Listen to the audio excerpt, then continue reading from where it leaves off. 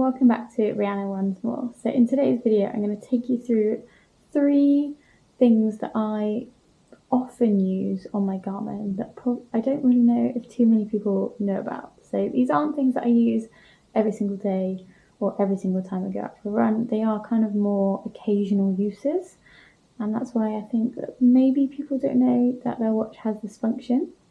So in today's video I'm going to be using my Garmin 945, so it looks a bit like this. It's just a standard Garmin. I'm pretty sure that most of the Forerunners will have these functions, and possibly some of the other models as well. I just can't guarantee because I've not had them all, so I can't possibly guess at what functions are and aren't on your watch. But this will hopefully give you a little bit of inspiration to go hunting through your menus to see what you've got.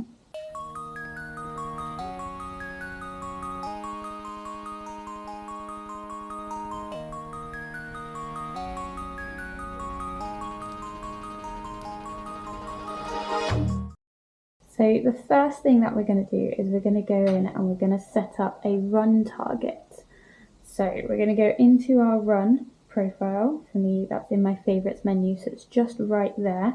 I'm going to click into it and pretend I'm going to go for a run. However, I'm not going to. What I'm going to do is I'm going to hold the up button until a new menu comes up, and here you'll see there's plenty of different options to choose from. For today's one, we're going to go into training, and from there I'm going to keep scrolling down until I find something called set a target. So from there I click into that using the button right at the top there, and you can have 3 different types of targets. So you can have a distance only target, so say you want to run 10k today, then you can set up a target to do 10k.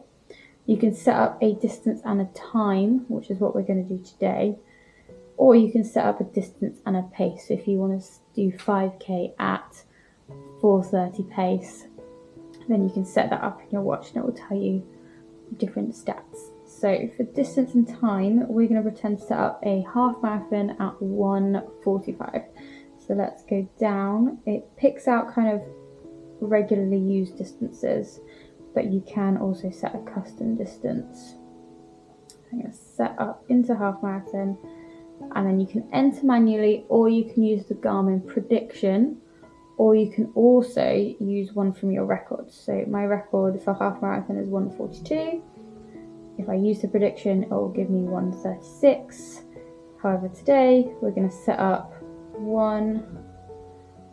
So you scroll through these until you've got the time that you want to complete it in, and you click done. You then get the pace up, so it's just saying like, look, this is what you should expect to be doing if that's your complete goal, and just to make sure you have set it up properly. So for a half marathon at 1:45 pace, it is 4:49 minutes per kilometre. So I'm going to accept that, and then I get 3 different bits of information that come up on the screen. So the top one that you can't see very well because of the lovely options menu is how far ahead or behind you are on that goal time. So say I suddenly run my first kilometre at 5:30 pace, it will tell me that I am 31 seconds behind schedule. Below it is just a visual representation of that. So you are, I believe you're red and you're chasing the ghost, which is grey. So if you're behind, you will be here and your ghost will be here. If you're ahead, that'll be swapped, and it, depending on how close you are, depends on how close you are to your target.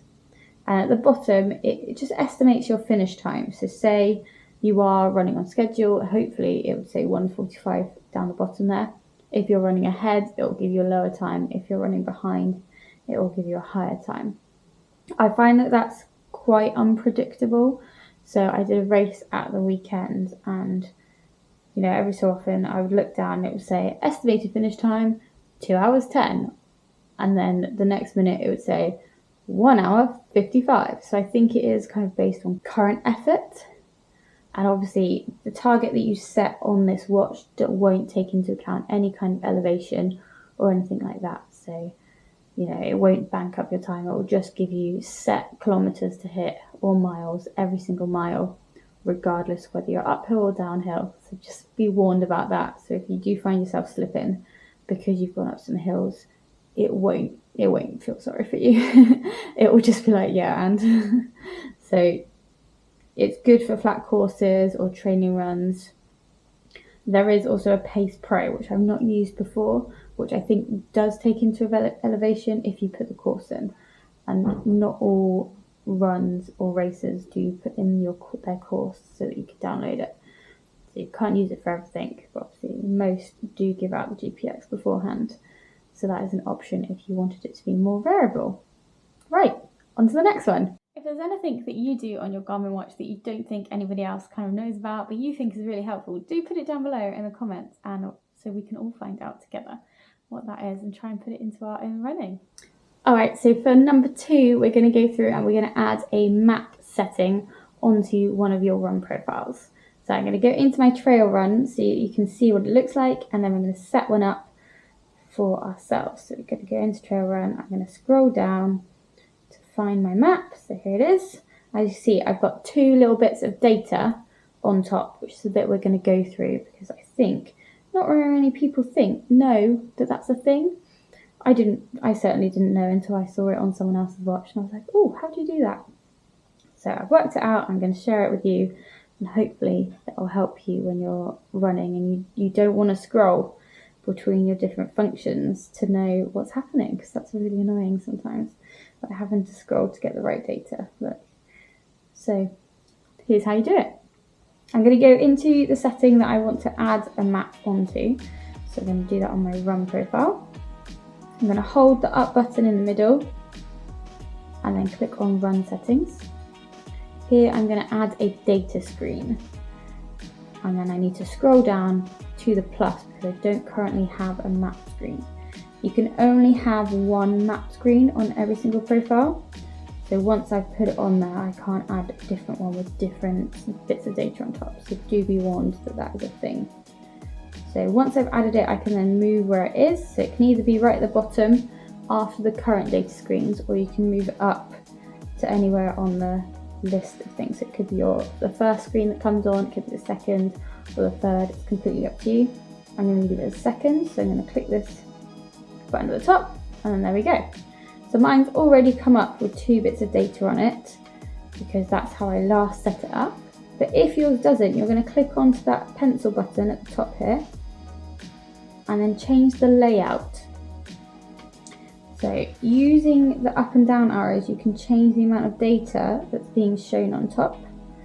So the usual one to show is just the plain one. So that's the one that comes up as default.